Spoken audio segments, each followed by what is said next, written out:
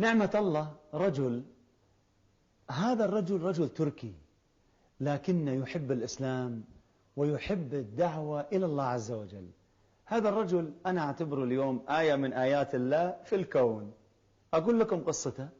تعرفت على هذا الرجل وهو رجل بسيط جدا، متواضع جدا، لحيته بيضة، كبير في السن، الآن عمره تقريبا 72 سنة، لكن ما شاء الله عنده صحة وقوة ونشاط.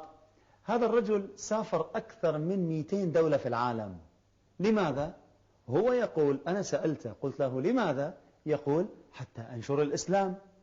قلت له يا نعمة الله، أنت كيف تنشر الإسلام وأنت ما تعرف إلا اللغة التركية وكم كلمة من اللغة الإنجليزية وكم كلمة من اللغة العربية؟ قال أنت عبالك الدعوة تحتاج لغة، الإسلام ما يحتاج لغة. قلت له كيف يا نعمة الله؟ تعرفون إيش مسوي؟ والله فكرة ذكية. تعرفون البزنس كارد؟ بطاقة.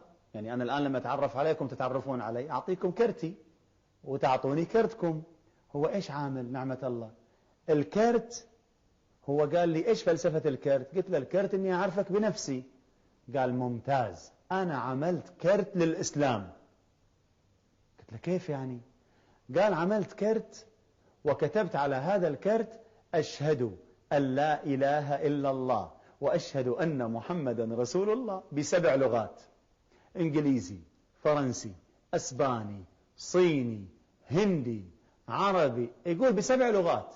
يقول أي دولة في العالم أسافر، أركب تاكسي، أدخل بقالة، أدخل فندق، من أتعرف على أي إنسان أقول السلام عليكم، تفضل، ويعطيه الكرت.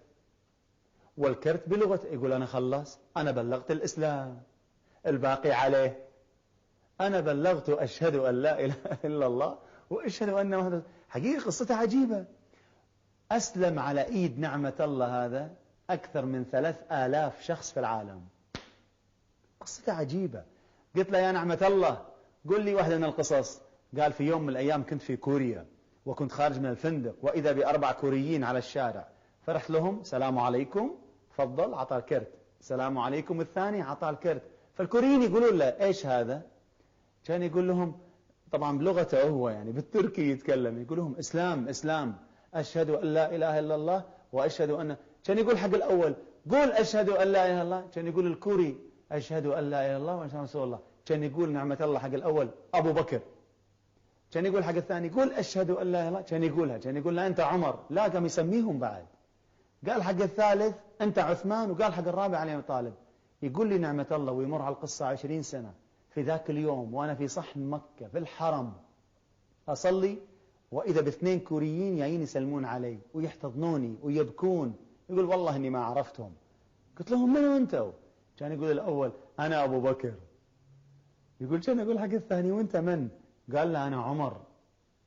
قال أنا ما تذكرت. فذكروني بالقصة اللي من 20 سنة لما كنت في كوريا، وإذا بي تلك القصة كانت سبب في هدايتهم. يقول لما تذكرت كان أقولهم مازحا أين عثمان وعلي؟ يقول كان يشيرون بأصبعهم إلى 2 كوريين قاعد يصلون في الصحن في مكة. يقول ما صدقت، لكن هذا هو قوة الإسلام. فأقول إذن مرة أخرى نعمة الله نعمة مدرسة. خلوني أوريكم هالصورة. أنا قلت له وأنا جالس معه يا شيخ نعمة الله ممكن أصورك؟ كان يقول لي تفضل. كان يسوي بيده كذي. قلت له يا نعمة الله ابتسم. كان يرفع إيده. قلت له يا نعمة الله نزل إيدك. كان يرفع إيده. كان أصوره.